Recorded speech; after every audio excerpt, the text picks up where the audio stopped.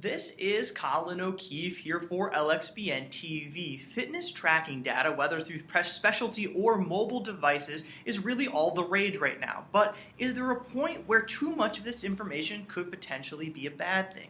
Joining me to discuss pros and cons is attorney Chinh Pham with Greenberg, Traurig, and author on their blog, Emerging Technology Views.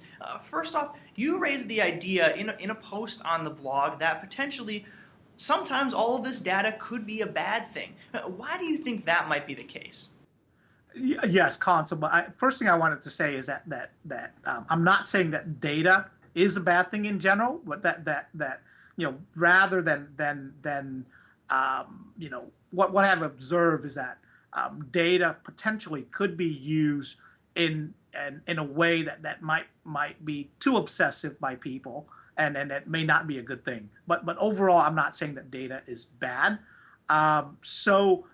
Really, in terms of what I had posted on my blog there, what I have observed is really based on the past few months of training that I've done for the Boston Marathon. I've noticed that people are really obsessive about the data that they've recorded during their run, and then downloading that and peering over that in minutia to see whether or not the performance was a good performance or not. Or even with some of the folks that I know, like my wife, with her Fitbit, where she's very obsessive about whether or not she's going to meet the goal that's been set by the Fitbit for her on a daily basis. And so, overall, I think that data can be a good thing. If you're looking at as a means to a goal, but if data is looked at it, as a goal, then I think that sometimes that could be viewed as a, not a very positive thing. I see. And then second, what are your thoughts in these types of wearables and this fitness data being used in, say, wellness programs? It's been used, I know, for example, in professional sports, and some have raised concerns that, this type of biometric analysis could potentially be seen as invasive. What are your thoughts on this data being used in other, kind of more serious ways? So I'm actually not clear on that question, but I'm going to try to answer it in what I think you're asking me, is that if you're asking, is that data is now being downloaded or uploaded, to a lot of these websites for analysis, for individual analysis, and a lot of these companies, a lot of these websites now have your data, then certainly there's a potential for the data to be used in an invasive manner.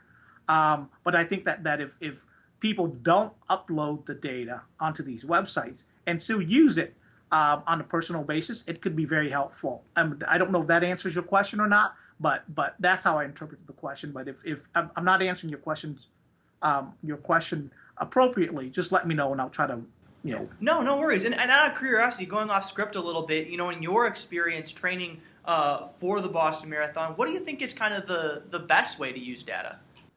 I think that data could be used as feedback for your performance for that day. I actually wear a watch, a GPS watch, and really the only thing that I look at is my time and the distance, and I don't even fuss over or obsess over my GPS watch as I run. I run how I feel, and at the end, I want to look at it and see how far I've run and what my pace is, instead of with a lot of my teammates where they're going to look at it, am I keeping up my pace at, let's say, an 8:30 mile, an 8-minute mile, and try to adjust their run accordingly. And so a lot of times people who do that end up not having as great a run as they should be, or as good a workout as they should have. And so again, I just use the data at the end as feedback for the performance, my performance for that training run, as opposed to fussing over it during the run to adjust my my run accordingly. Absolutely. I mean, at the end of the day, you're running for yourself and you're running for your own personal goals. And if you're trying to, run for your watch or run for Nike Plus points, that's supposed to be used as like data, as feedback, not as the ultimate measure of whether you're doing what you're supposed to or not. So yeah, it's an interesting thing. They're valuable tools, but you want to use them. Yeah, I agree. And it's and sometimes, and I had a friend that basically after a run last Saturday, our 21 miler, he came back to my place and said, "Hey, look, let me download or upload my information," and he was going over it bit by bit with me. Oh, here's at this mile, this is where I stress more, or this mile where I stress less, so on and so forth. And I just thought that might be useful, but for someone like me, having that much information about my performance really isn't going to be helpful.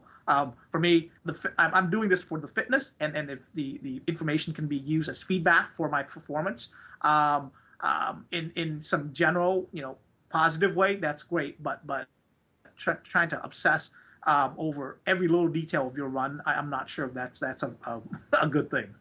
No, definitely not.